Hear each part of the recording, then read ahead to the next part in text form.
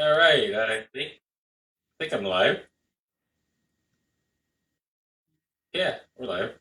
Okay, I'm just sitting here on my couch today, with my Bluetooth keyboard in my lap, talking to you about the portal from Facebook.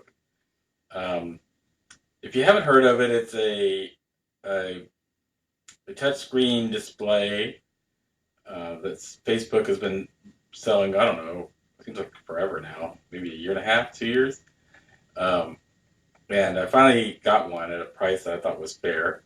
I got the 8-inch model, and I'm going to be talking today about how it works and the accessibility features on it as well. And I'm actually talking to you on it, so that's a good way to test it out. It's my first time using it. I just got it today, so we'll see how well this works. When you first get it, you're looking at a something that looks like a really thick tablet. Um, the uh, screen is all on the front. On the left side, near the top, are two little round buttons that can be pressed in. That's your volume up and down. And on the top, near the far left side, is a slider switch.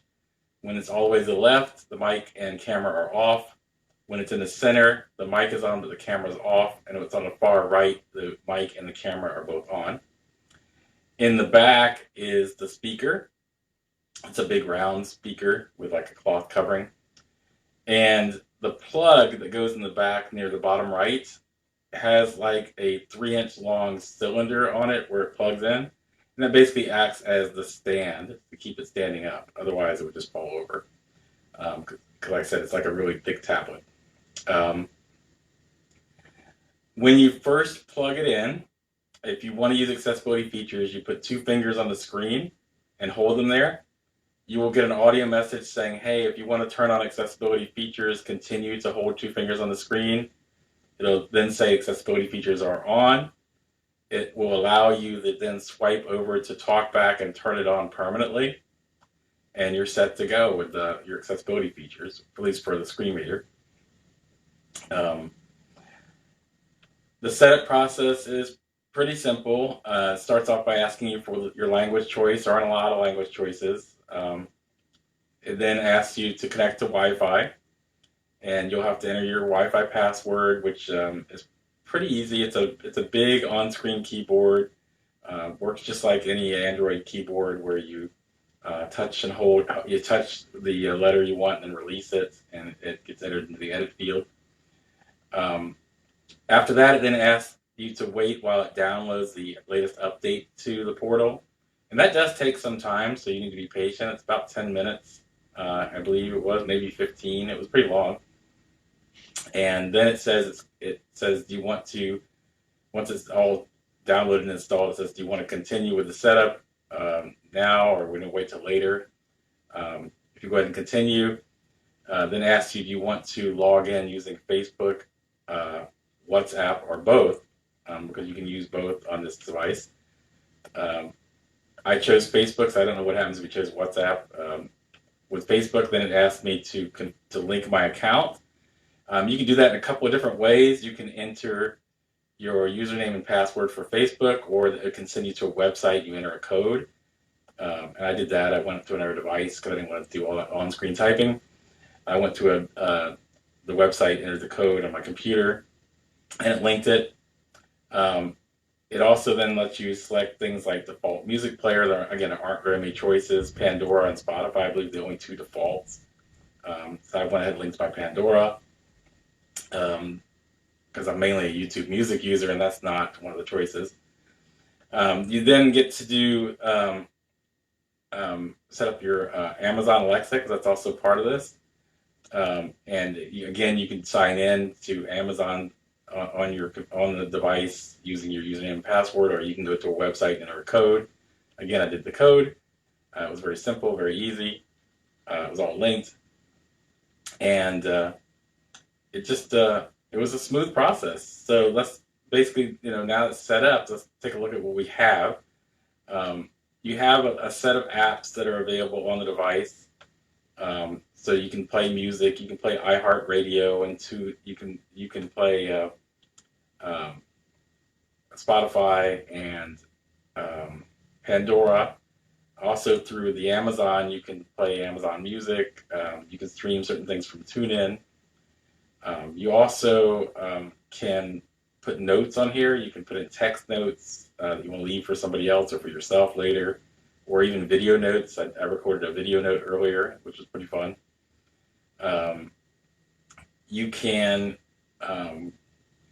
go on to a browser. It does have a browser, and then you could bring up streaming services you want. So it doesn't have any built in. So there's no YouTube or Netflix or Hulu or Disney Plus or any of that.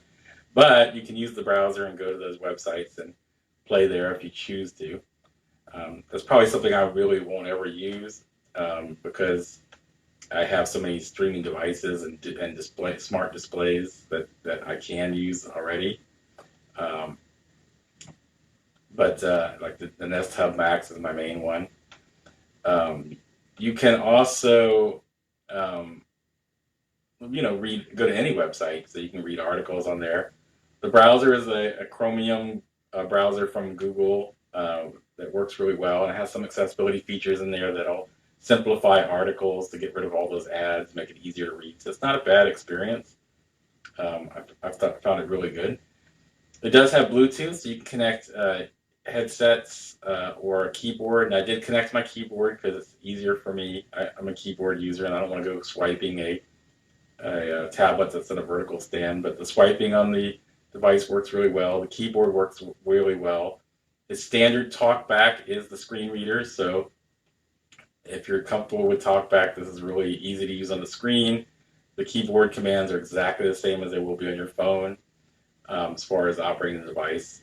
Now, the main focus for this device is staying in touch with people. So you do have the ability to make Messenger or WhatsApp calls to people, and you can do a Facebook Live, which is what I'm doing right now. Or you can join a room or set up a Facebook room and invite people in and do it that way too, which is a lot of fun. I haven't tried that yet, but I'm going to. Just trying to think, what else would you use it for? Obviously, with Alexa built in, you can use it for all the things you would normally use it for. I hear it's not quite as comprehensive as a normal Echo device, but I played around with it a little bit, and it worked fine for reading my news and telling me the weather and the time and playing music and all that. It was all working fine. So I'm not quite sure what those restrictions are. It probably has something to do with skills. I'm sure all the skills don't work, but I haven't tried that out yet. I know you can still go into the app on your phone and enable things like that. So we'll play around with that some more and find out. The accessibility features, like I said, I told you how to turn on TalkBack at the start to get it going. It also does have captions for people who are deaf. For people who are low vision, it has magnification, color inversion, color corrections, and color filtering. I was really impressed. I didn't know how well it was going to work. I didn't know if it was going to be user-friendly out of the box. Because I tried to contact Facebook accessibility because I couldn't find anything online except how to turn off accessibility. So I kind of did a reverse engineering saying, okay, well, if that's the way you turn it off, maybe this is the way you turn it on. So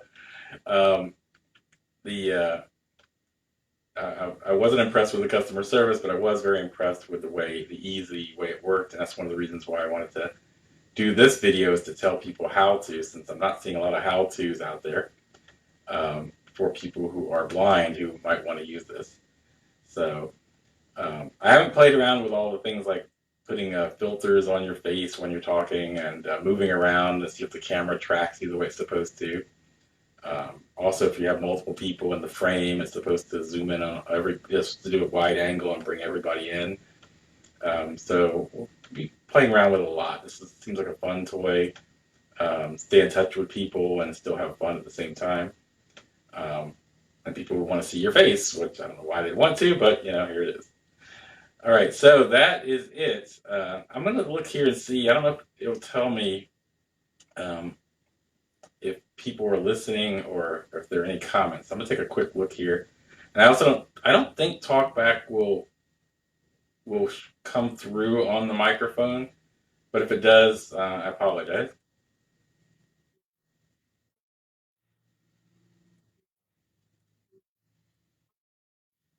Yeah, so it's not telling me anything. So it just says it tells me how long the video has been going for 10 minutes. I guess I've been babbling forever, and it says I can mute.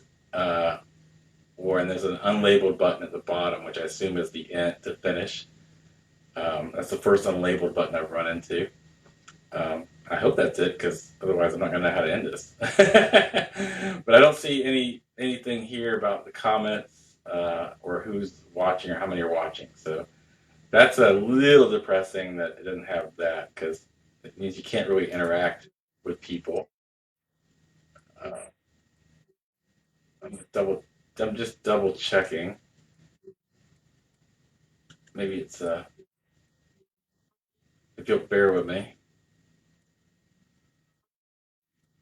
No, yeah, I'm just going through, and yeah, there's nothing there.